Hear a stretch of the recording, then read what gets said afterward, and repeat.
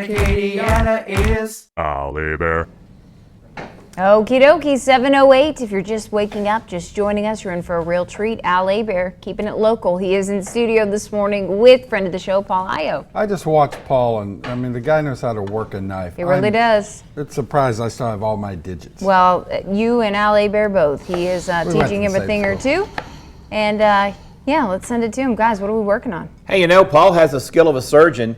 If you remember in our last episode of Paul Ayo Cooks, he made this zucchini fritter. Zucchini fritter. Thank you so much. So I'm going to try this. Man, I love how crispy it is. That's the secret of you using a little bit of oil. I do use a nonstick pan, but you use a little bit of oil. But the other thing was, just let it sit. Don't move it around. Don't shake it. Don't stir it. Don't keep flipping it over and over and over. Be a little patient. This is really good. Just let it be. Would this be considered healthy? Yes. Okay. Or we could ask Daphne. I don't know. I think this is really good. So real quick question about nonstick pans and heat. You do not want this to be blazing hot, like, you know, you don't want to put this on a full heat, right? No, most of the time, whenever you're cooking, whenever you're sauteing or anything else, you really only need it up to about 350, 375, somewhere in that area. Unless you're doing like a steak or something like that, then you really want it hot to get it seared.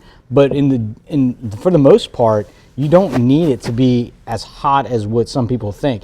And the crazy thing is, you know on most stoves they have these little turny things. They're called knobs, and they say low, medium, and high. Yeah, most of the time you don't need high. Right. I've actually like temperature checked on a regular industry, just like nothing super fancy electric stovetop, and y'all, just on medium, it got to 550 degrees. Wow. Once I let it preheat and warm up, got to let it preheat. Because if you put this on too high, won't this damage the nonstick coating? Absolutely. Okay. Because I just had that happen. I had to replace a Gotham steel copper pan because it warped. Yeah.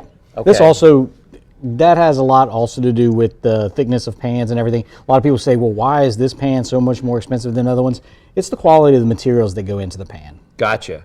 And so you have been peeling this melon. Correct. Now, we've got about probably 15, 20 seconds left. Where are we going to go melon-wise? Oh, we're going to be making a melon gazpacho. Okay, so I don't know what a gazpacho is, but we're going to find out pretty soon. We're going to go over to Adam Olivier. He is the Storm Track 15 meteorologist. Gazpacho.